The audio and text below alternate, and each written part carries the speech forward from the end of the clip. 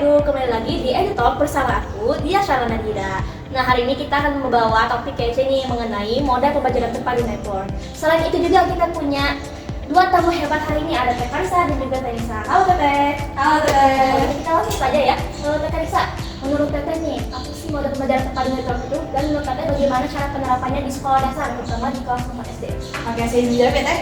Saya sempat baca buku Fogarty tahun 1991. Di situ dijelaskan bahwa model terpadu network itu adalah adanya hubungan internal antara siswa dan para ahli di bidang tertentu. Nah, model ini itu bertujuan untuk menciptakan jaringan kerjasama yang lebih luas, ya, yang relevan juga dengan topik yang sedang dipelajari oleh siswa. Untuk contoh penerapannya, ya, kita ambil contoh saja. Topik besarnya itu adalah sampah. Karena ini pembelajaran terpadu, di situ kita padukan 3 mata pelajaran. Ada mata pelajaran IPA, IPS, dan SPDP.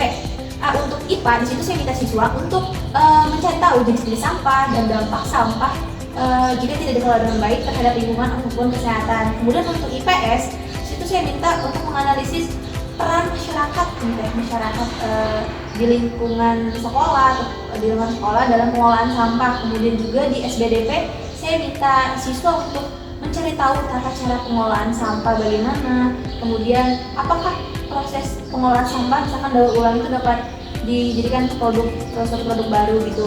Nah, di situ saya menggunakan model pembelajaran network di mana saya membebaskan siswa untuk mencari sumber-sumber dari berbagai sudut pandang. Ternyata kemarin itu siswa itu mendapatkan 2 yang mereka itu ahli di bidang topik yang sedang kita bahas. Kemudian yang pertama itu ada guru PLH Teh. Di guru PLH itu siswa ternyata mencari tahu informasi mengenai jenis-jenis sampah, kemudian dampaknya terhadap lingkungan ataupun kesehatan. Kemudian yang kedua itu sumber eksternalnya petugas kebersihan. Nah, di situ itu siswa mencari tahu bagaimana sampah dikelola dan ada juga proses daur ulang di mana di situ siswa dapat membuat produk dari barang-barang bekas di situ. Nah, jadi siswa itu tidak hanya mencari sumber dalam satu arah, tidak hanya dari saya saja, tapi mereka itu mencari sumber informasi dari berbagai sudut pandang seperti itu Teh. Kalau begitu berarti anak-anak bisa dapat multiple perspektif ya, Teh? Iya, betul sekali Teh. Bisa kita bayangkan seperti cahaya yang masuk dalam prisma lalu terurai ke berbagai arah. Jadi siswa itu mencari sumber informasi di berbagai arah seperti itu Teh. Oke, seperti itu. Nah, Teh Nisa, kalau menurut Teh bagaimana sih karakteristik utama dari model pembelajaran terpadu network ini?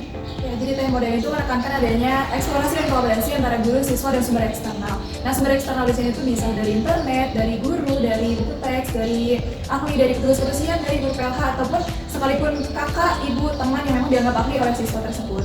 Nah, karakteristik utamanya mungkin di sini siswa itu lebih belajar secara aktif Teh. Artinya di sini siswa menggali sendiri informasi yang sudah ditentukan topiknya oleh guru tadi. Kemudian siswa bisa mencari sumber eksternal yang mereka anggap itu bisa memberikan informasi mengenai topik tersebut. Ini tidak gampang juga ya, Teh? Kira-kira apa sih tantangannya, Teh? Wah, banyak banget ya tantangannya. Tapi kalau yang paling menonjol tuh biasanya karena memang ini menyatukan materi dari berbagai mata pelajaran, maka itu guru harus menjaga keterkaitannya Teh. Jadi memang materi dari berbagai mata pelajaran itu harus bisa nyambung. Jadi bisa dijadikan satu topik besar yang nantinya itu bisa dijadikan bahan siswa untuk menggali informasi. Nah, untuk tantangan kedua, jika memang guru mengundang narasumber langsung, biasanya guru itu kesulitan untuk menentukan jadwal yang pas antara narasumber dengan jadwal yang di sekolah. Dan mungkin tantangan yang biasa sering kita temukan ketika model yang diterapkan di sekolah itu memerlukan waktu yang panjang karena memang butuh waktu untuk siswa bisa mencari narasumbernya, untuk menggali informasinya. Belum lagi kalau memang setelah menyimpulkan harus ada presentasi hasil informasi yang mereka gali gitu. Mungkin seperti itu tantangannya. Oke, wah inspiratif banget ya. Nah, ternyata belajar di era sekarang ini tuh seperti membangun jaringan gitu. Semakin banyak koneksi yang kita punya, semakin dalam juga pemahaman kita. Nah, intinya Sobat UPEDU, belajar dengan menggunakan model pembelajaran terpadu network ini mengajak kita untuk lebih aktif gitu dan juga bisa bergabung dengan berbagai sumber ahli.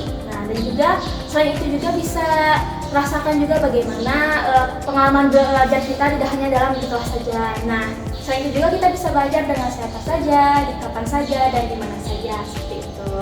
Nah, terima kasih banyak ya atas informasi dan pengetahuannya dari Teh Nisa dan juga Teh Karisa. Semoga itu dapat bermanfaat bagi Sobat UPEDU di rumah. Ya, kalau gitu kita tutup untuk episode hari ini. Sampai jumpa di pertemuan selanjutnya.